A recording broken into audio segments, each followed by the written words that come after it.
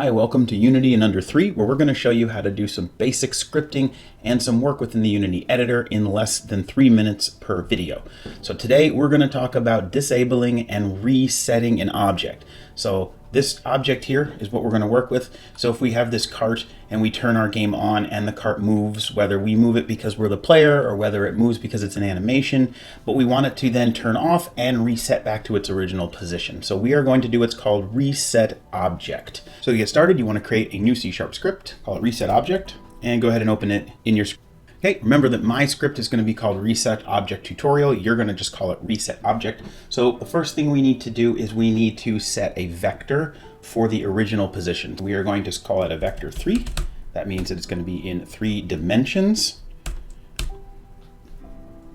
And we're just going to call this original. We're going to get rid of update because we don't need it to update, because remember we want it when it turns off. So we're going to delete that. In our void start, we want it to check for that original position. So original game position vector 3, we want it to look for that. So basically when the game starts, we want Unity to know where that object is. Okay, so it's looking for that game object's original position. Then we are going to do OnDisable, because this is what we want for this one, is to disable that game object and then have it reset that position when we enable it again. So in order to do that, we are going to do a void, and we are going to use the function that is provided by Unity of OnDisable.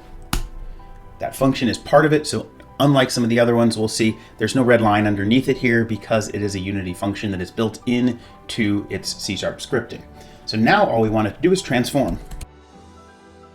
And that is all we need to do for that script. So we're going to go and save it, and then we're going to come back to our game.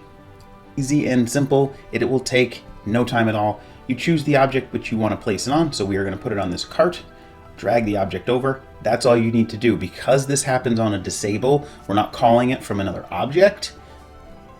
We're done. So now let's see how that works. We hit the play to get our game to run. We now have the cart here. Now let's say that we have this cart and it's a character or it's an animation and the cart moves. We turn off that game object, so we disable it. Now it's not in there, it's not rendering.